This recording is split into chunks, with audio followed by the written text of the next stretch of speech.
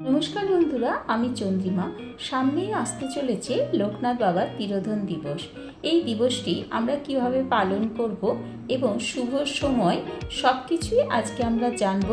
ভিডিওটি ভালো লাগলে লাইক, কমেন্ট ও শেয়ার করো আর সাবস্ক্রাইব করে বেল আইকন প্রেস করে পাশে আমার বন্ধু হয়ে থেকো।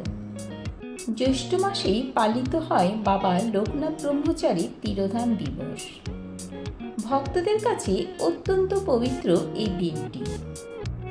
লোকনাথ বাবার তিরোধান দিবসে তার পুজো অর্চনা করা হয় তার মন্দিরে ও ভক্তদের বাড়িতে।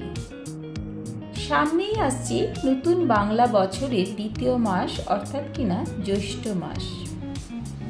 এই মাস বাবা লোকনাথ ব্রহ্মচারী ভক্তদের জন্য বিশেষ গুরুত্বপূর্ণ। বাবার তিরোধান দিবস পড়েছে 2025 সালের 3রা জুন আর 19শে জ্যৈষ্ঠ বাংলার মঙ্গলবার। বাবার আবির্ভাব তিথি জন্মাষ্টমীর দিন। ভক্তদের বিশ্বাস তার আবির্ভাব ও তিরোধান দিবস নিষ্ঠা সহকারে পালন করলে বাবা সকলের মনোবাঞ্ছা পূরণ করেন।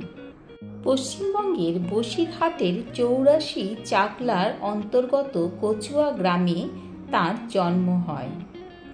3 সন্তানের পর বাবা মার কোল আলো করে আসেন বাবা লোকনাথ। তার বাবার নাম ছিল রামনারায়ণ ঘোষাল। মাত্র 11 বছর বয়সে পৈতে হয় বাবা লোকনাথের। লোকনাথের বাল্যবন্ধু ছিলেন বেণীমাধব। তখন থেকে তারা আচার্য গঙ্গোপাধ্যায়ের কাছে শিষ্যত্ব গ্রহণ করেন। তারপরে আসে কালীঘাটে।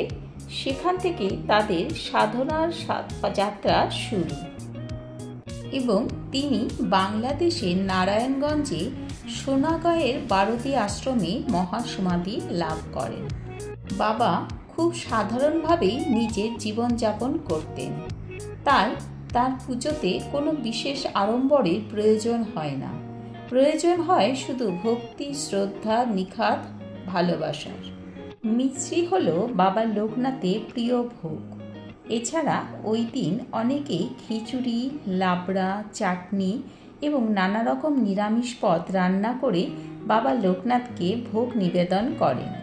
2025 সালের 3রা জুন বাংলার 19শে জ্যৈষ্ঠ মঙ্গলবার বাবার তিরোধান দিবস পালনের সবচাইতে শুভ সময় হল সকাল 6:43 থেকে 9:25 পর্যন্ত এবং দুপুরে 12:06 থেকে 2:47 পর্যন্ত।